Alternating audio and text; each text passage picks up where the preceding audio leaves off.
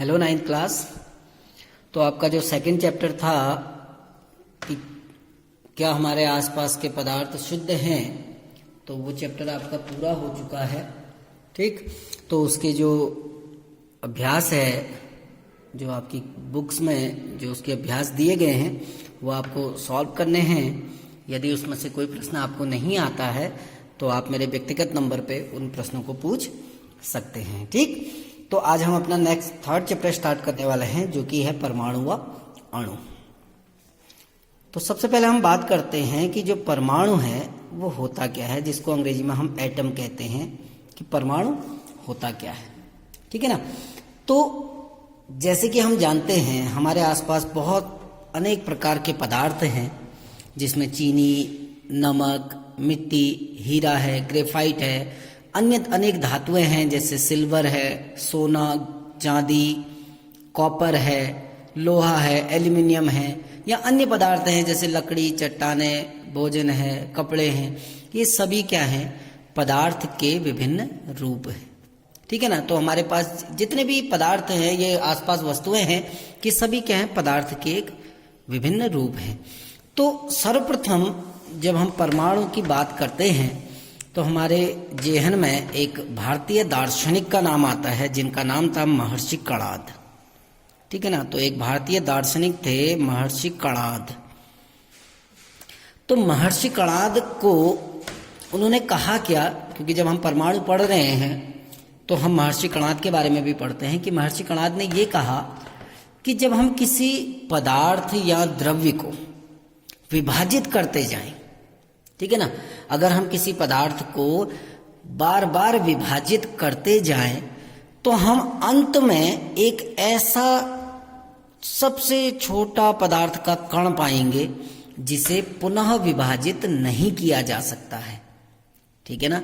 और महर्षि कणाद ने ये जो कहा कि जो विभाजित करने के बाद अंत में जो पदार्थ का सबसे छोटा कण प्राप्त होता है, आगे जाकर इसी सबसे छोटे कण को नाम दिया गया एटम, या जिसको हिंदी में हम कहते हैं परमाणु। तो पहले जो दार्शनिक थे महर्षि कणाद, उनके द्वारा ये कहा गया कि जब हम किसी भी पदार्थ को, जैसे आपके पास एक शीशा है सपोज करो, और उस शीशे को आप बार बार विभाजित करते जा रहे हैं, तो अंत में क्या होगा? उस शीशे का एक ऐसा सबसे छोटा कण प्राप्त होगा जिसे हम पुनः विभाजित नहीं कर पाएंगे, और इसी छोटे जो सबसे छोटा कण है, उसी कण को आगे जाके नाम दिया गया एटम या परमाणु। ठीक है ना। तो महर्षि कणाद ने इसको परमाणु नाम नहीं दिया, लेकिन उन्होंने ये बताया था कि जो सबसे छोटा कण होता है उसी को क्या कहा जाता है? परमाणु कहा जाता है। इस सबसे छोटे कण को जॉन डाल्टन नामक एक वैज्ञानिक आए, जिन्होंने इसको एटम नाम दिया। ठीक है ना, ATOM। तो इस सबसे छोटे कण को, जिसे पुनः विभाजित नहीं किया जा सकता, उसको एटम कहा गया, क्योंकि एटम शब्द का जो शाब्दिक अर्थ होता है वो होता है अविभाज्य। अविभाज्य, इनडिवाइजिबल कहते हैं इसको, अविभाज्य। क्योंकि जो महर्षि कणाद थे उन्होंने कहा था कि जब हम किसी पदार्थ को तोड़ते जाते हैं तो अंत में एक ऐसा सबसे छोटा कण प्राप्त होता है जिसे पुनः विभाजित करना संभव नहीं होता है, अर्थात वो कण अविभाज्य होता है, और उसी कण को नाम दिया गया जॉन डाल्टन द्वारा एटम, या जिसको हम कहते हैं परमाणु। तो अगर हम किसी परमाणु की परिभाषा दें तो हम क्या कहेंगे? परमाणु प्रत्येक पदार्थ का वह सबसे छोटा कण है, वह सबसे छोटा कण है जिसे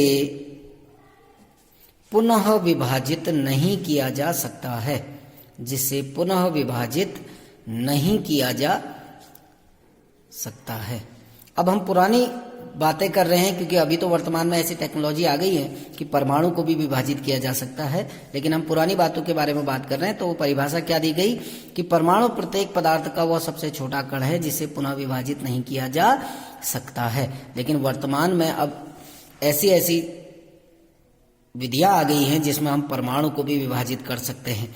परमाणु किससे बना होता है? इलेक्ट्रॉन, प्रोटॉन और न्यूट्रॉन से। इनके बारे में हम आगे पढ़ेंगे। ठीक, तो कोई भी ऐसी वस्तु जिसे विभाजित नहीं किया जा सकता है उसको उस समय कहा जाता था एटम या परमाणु।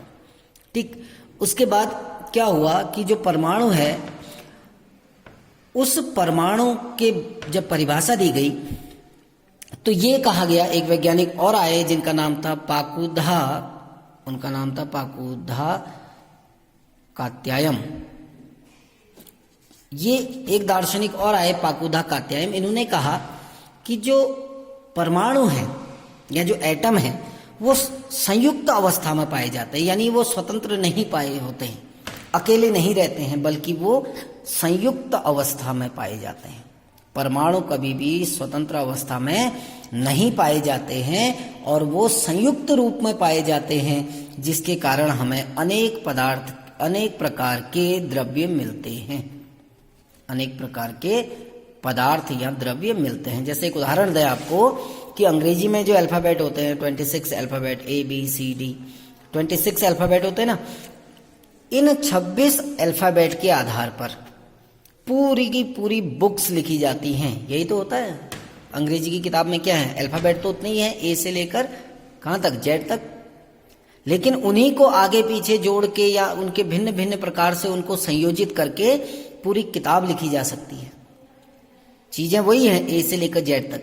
वैसे ही जो परमाणु होते हैं वो भी अनेक प्रकार से जुड़ते हैं, ठीक है ना। परमाणु अनेक प्रकार से जब जुड़ते हैं तो अनेक प्रकार से जुड़कर वो एक विशाल संख्या में पदार्थों का निर्माण करते हैं। और जब परमाणु आपस में जुड़ते हैं, पाकुदा कात्यायन ने कहा कि जब परमाणु आपस में संयुक्त होते हैं तो वो अणु का निर्माण करते हैं, उनको अणु कहा जाता है, ठीक है ना।